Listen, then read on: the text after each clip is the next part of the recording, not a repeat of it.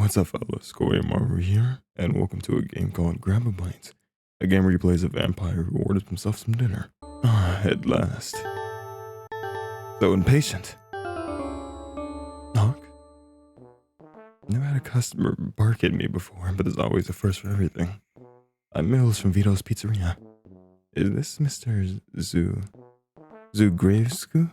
Vasil Zugravescu? I probably butchered that. Is that Zugravescu?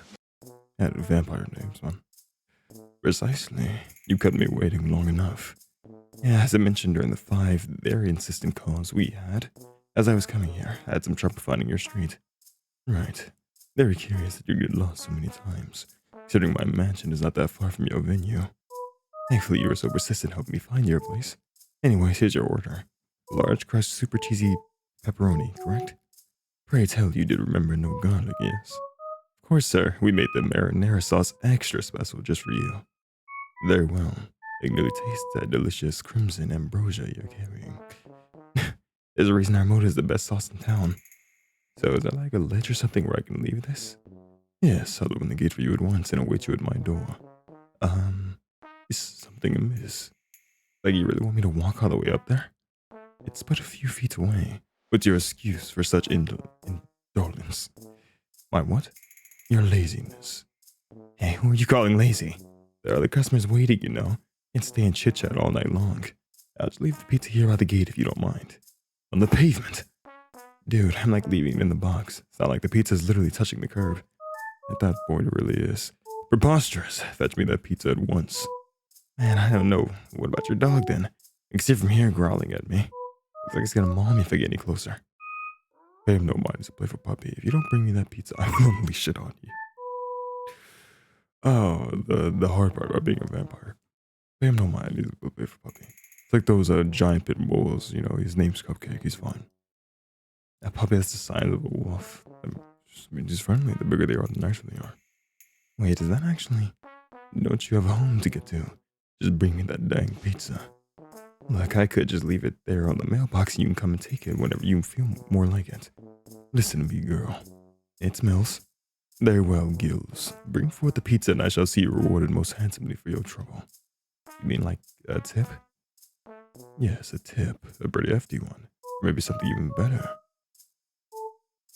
There's only 2 endings to this. We'll just go for the bottom options. A tip. Pretty hefty one. How much are we talking about? However much you see fit. Really? Like a dub would be good, I think. Would that be 100? Yep, that's exactly that. A crisp $100 note. Grand. I believe such a bill lies somewhere in the foyer. Alright then, but let's make this quick though. Correct me if I'm wrong here, because I very well could be. But don't pizza delivery drivers get paid like a lot better by their tips? Like that's... So, I mean, she would just lose the tip entirely if she didn't take it to the door. So, I mean, she kind of had to. Well, I guess she didn't have to, but the victorious smile of Vasile opens the gate and watches the girl walk through his yard towards the entrance. The door is all ready for her, and she steps in the dark foyer hesitantly. You can see her look around worriedly. The cockiness before are now completely gone. The vampire's on her in the blink of an eye, already sinking his teeth into the soft skin of her neck before she can do anything about it. She's grabbing at him, flailing around, trying to break free, as he sighs contently against her skin ripping apart. There's brave blood filling his mouth and descending in his throat. Warm, delicious, swelling. As quickly as he lunged at her, he pushes her away, doubling down on the floor, coughing her blood on the floor. As he weakly grabs at his neck, breathing becomes more and more difficult with each passing moment. The girl manages to stand upright.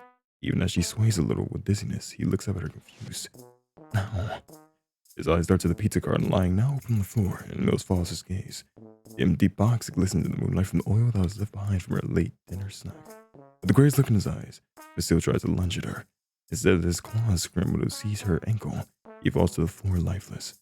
A nudge with the tip of her shoe confirms to the girl that the vampire is dead. She wonders for a moment what just happened, until she checks the restaurant ticket that came with the order. They forgot about leaving out the garlic. Okay, so if you don't bring that pizza, I will unleash it on you. Now the reason not to get close to that thing. Mind your tongue. How do you say this name again? My loyal Mephistopheles is no mere thing. Well then, Maybe your little pet can come and fetch it for you. I beg your pardon.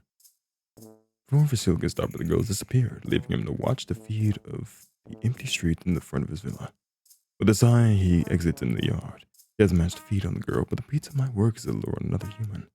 Right outside the gate, the car sits precariously on the mailbox. He didn't sit where the girl is holding it so forcefully. It feels surprisingly light in his hands when he grabs it. Vasil opens the box, his eyebrow crooked. Inside, a ring of oil marks the place where the pizza once used to be. A couple of crust pieces are all that remain instead, and a couple of dirty napkins. With his canines growing out of frustration, Vasil throws the box to the ground and takes out his phone, ready to give a scathing one-star review to the restaurant. Alright, and the next game we got up on the list is Thanks for the Ride.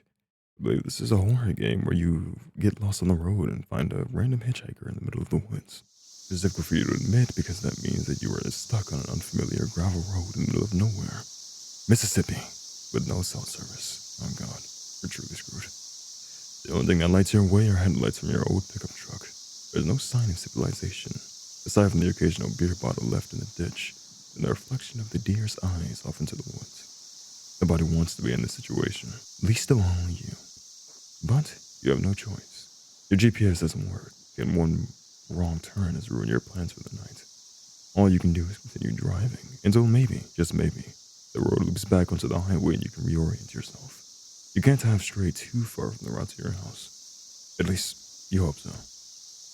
You drive slow, leaning forwards in your seats and white-knuckling the steering wheel.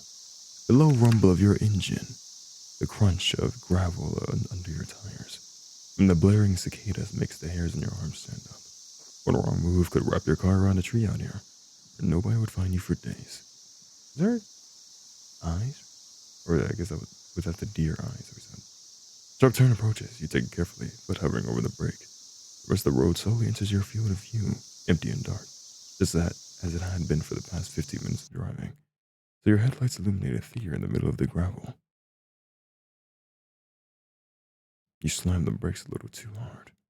Your head nearly meets the steering wheel, but darts up to see what you almost hit. It's a girl. She looks directly at you and waves something in her hand. It looks like a smartphone. No, that is certainly a flip phone. A reason to leave her already. She shouts, distant but audible. Hey, my phone died. Can I get a ride? I mean, I'm going to choose the logical option first, which I never do. Something in her voice sends a cold chill through your spine. You need to get out of here. You shift the truck into reverse and slam on the gas, back around the curve. The truck bed gets rammed to an oak and you see stars. Your head got sent to the steering wheel, so at the sudden pounding of your skull, you look back up. The girl is gone. The road is empty once more. Alright, now we actually have to let her in. Something in her voice sends a cold chill through your spine. You push it back. It's just a girl, a young one at that. There's nothing to be afraid of. Just an edge for being out here so long. Hello? Anyone in there? No, it's a cursed car. This time you roll down the window and lean out your door. Hop in. The girl opens the passenger side door and hops in. You're able to get a better look at her now. She is young, maybe early 20s. She stares blankly as she slumps down in the seat, with her knees up on the dashboard. Flip phone sat in her lap. The hand reaches out to the ribbon choker on her neck, fidgeting with the bow on the front. Thanks. What's someone like you doing out here? Ain't exactly safe for a girl to be out this late. I live out here. Huh. Alright. What exactly were you doing? Walking out here? Heading home. Fur? Just drive up the road a bit. It's not too far. Okay. What's your name? Emily. Emily.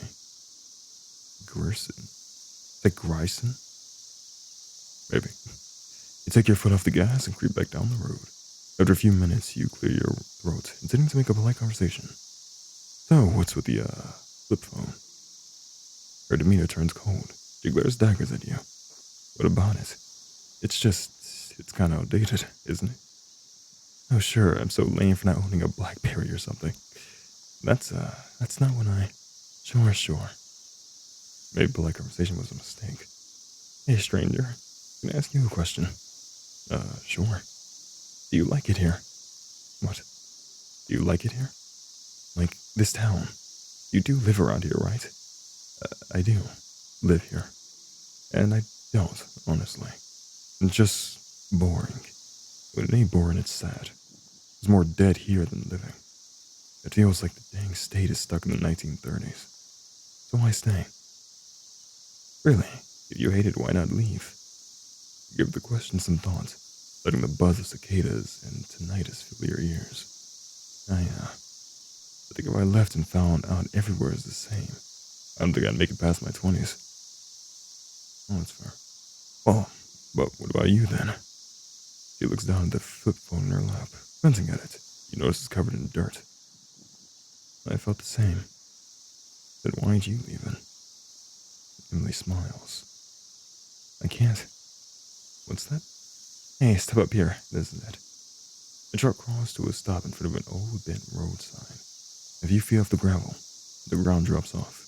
A massive holler covered in pine trees and kudzu sits below 100 feet downwards. At the foot of the sign, a collection of white flowers is laid out. There are a few bundles of them that are wilted and old, but even more freshly placed. Are you sure this is... She hops out of the trunk before you can get another word in. She walks around, fronts, and stands next to the road sign, right at the edge of the cliff. She turns her head to look at you, smiling. Thanks for the ride, stranger. She leans forward. There's the thud of a body hitting the ground, suddenly a gush of air, and silence. You scream out of the truck, running towards the edge of the cliff, and you peek down. Nothing is there. And so that is it for these two games I found on itch.io. First, I guess we'll talk about Thanks for the Bite, which is just a very silly game to say. I mean, it's literally about a vampire ordering a pizza so he can try to eat someone, and it is just a fun comedy game. I'm glad I played it. I just like the artist's art style. I really want to try it out because it was a. These games were both made for the O2A2 Jam, which is just a thing where they're limited to only 1,000 word limit and one background, one sprite. So I've played these type before and combined them on the channel because they're typically very short. So sometimes it's like either combining them or putting them with something else. And they're fun to go through. Thanks for the ride. You can tell that one had a bit more of a horror aspect of assuming you just picked up a shrimp ghost and that was you taking her to her resting spot or where she died beforehand. And that's why she had an outdated flip phone, I suppose, because she was just wandering around and you just deliver her to where she, took her own life. And yeah. And it's also in Mississippi. So that was scary enough. Both of them were quite good games. I enjoyed both of them. But anyway, I will not yap your ear off. I just want to say thank you all so much for watching. I sincerely appreciate you all. And farewell for now.